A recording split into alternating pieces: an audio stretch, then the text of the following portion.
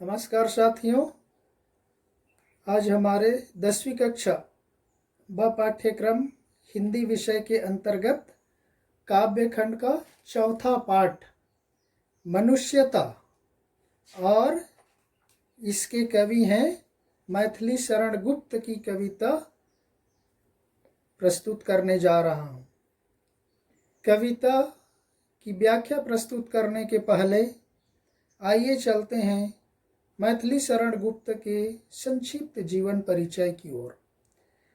मैथिली शरण गुप्त का जन्म सन 1888 में झांसी के करीब चिरगांव में हुआ था। गुप्त जी अपने जीवन काल में ही राष्ट्र कवि के रूप में विख्यात हुए। इनकी शिक्षा दीक्षा घर पर ही हुई और इन्होंने संस्कृत, बंगला, मराठी और अंग्रेजी पर समान अधिकार प्राप्त किया था। इनकी प्रमुख रचनाएं हैं साकेत, यशोधरा, जयद्रथ वध। ये इनकी प्रमुख काव्य कृतियां हैं। सियाराम शरण गुप्त इनके छोटे भाई हैं। ये भी महत्वपूर्ण कवि हुए हैं। तो मैथिली शरण गुप्त को राष्ट्र कवि के रूप में याद किया जाता है। इनकी जो प्रसिद्ध पंक्ति है यशोधरा से लिया गया है, अबला जीवन हाय तुम्हारी यही कहानी, आंचल में है दूध और आँखों में पानी, बहुत प्रसिद्ध है। तो ये गौतम बुद्ध के गृह त्याग की घटना पर आधारित है, जो यशोधरा के विरह वेदना को प्रकट करते हुए कविता लिखी गई है। तो साथियों, प्रस्तुत पाठ मनुष्यता। मनुष्यता शीर्षक से ही हमको पता चलता है मनुष्यता मतलब मानवता, ह्यूमैनिटी, अर्थात वह मनुष्य जो एक दूसरे की भलाई करे, कल्याण करे, परोपकार करे, वही मनुष्यता कहलाता है। मनुष्यता के बारे में तुलसीदास जी का प्रसिद्ध कथन है जो रामचरितमानस में है, परहित सरिस धर्म नहीं भाई, पर पीड़ा सम नहीं अधमाई।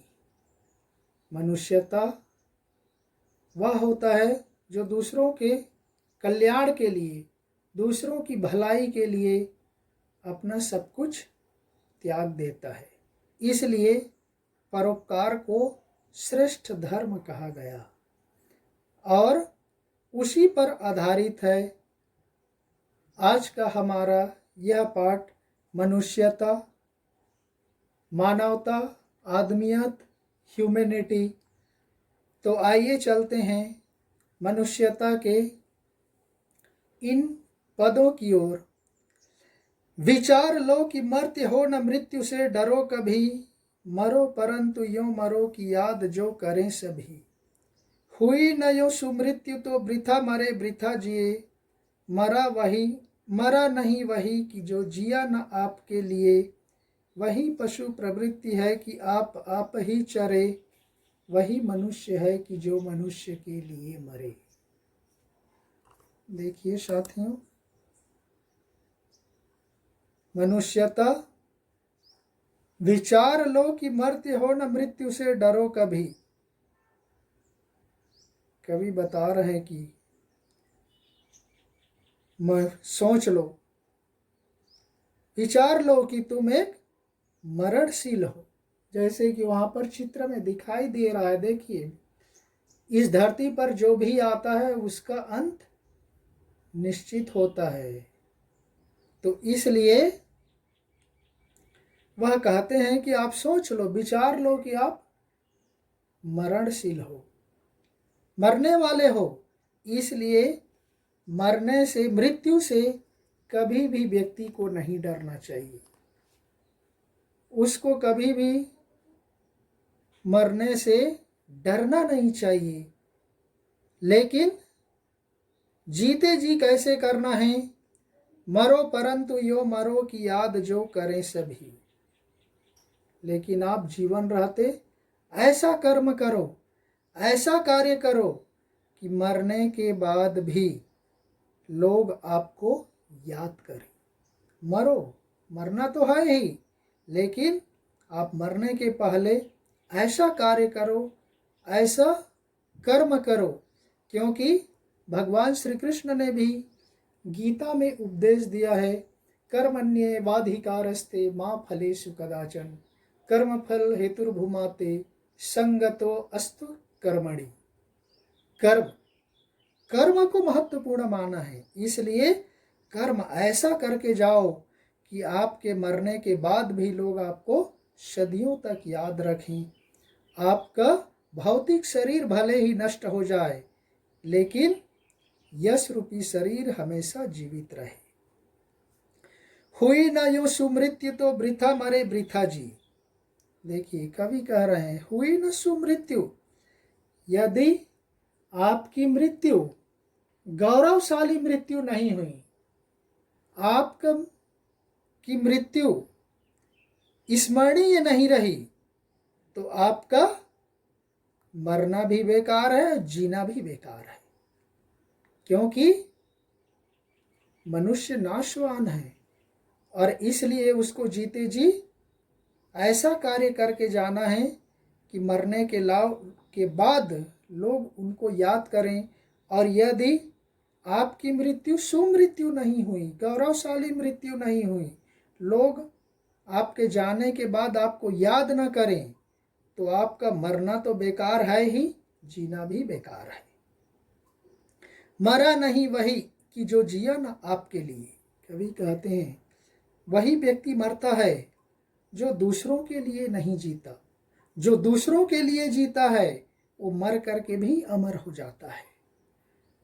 तो इसलिए कवि कहते हैं, वही व्यक्ति मरता है जो परोपकार नहीं करता, परहित नहीं करता, कल्याण नहीं करता, दूसरों की भलाई नहीं करता, वह व्यक्ति मरता है। और जो दूसरों की भलाई करता है, परोपकार करता है, परहित करता है, वह तो मरने के बाद भी जीवित रहता है, क्योंकि उसका पंच तत्व से बना हुआ शरीर भले ही नष्ट हो जाता है, लेकिन उसका नाम रूपी शरीर, नाम रूपी यश हमेशा संसार में जीवित रहता है। वही पशु प्रवृत्ति है कि आप ही चरें। इसलिए कवि कहते हैं कि वही पशु प्रवृत्ति, जानवरों का स्वभाव है।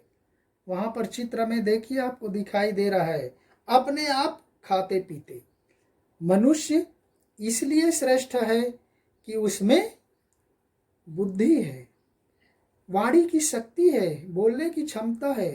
तो इसलिए अपनी बुद्धि का प्रयोग करते हुए दूसरों के कल्याण के लिए काम करे। और आदमी भी वही मनुष्यों के जैसा अपने आप खाए पिए, अपने आप भोग विलास करे, दूसरों की चिंता न करे, पड़ोसियों की ख्याल न रखे, तो वह तो पशु के जैसा हो गया, फिर वह मनुष्य कैसा। इसलिए कवि कहते हैं कि वही मनुष्य है कि जो मनुष्य के लिए मरे। वही सच्चा मनुष्य है, सच्चा इंसान है, जो दूसरे मनुष्य के लिए जीता और मरता है। वह तो 2 पैर होते हुए भी 4 पांव वाले जानवर के जैसा है, जो अपने आप खाता पीता सोता और मर जाता है। तो ये है साथियों मनुष्यता के संबंध में कवि परिचय और पहला पद। दूसरे वीडियो के साथ मिलेंगे दूसरे पद के साथ। तब तक के लिए धन्यवाद। जय हिंद।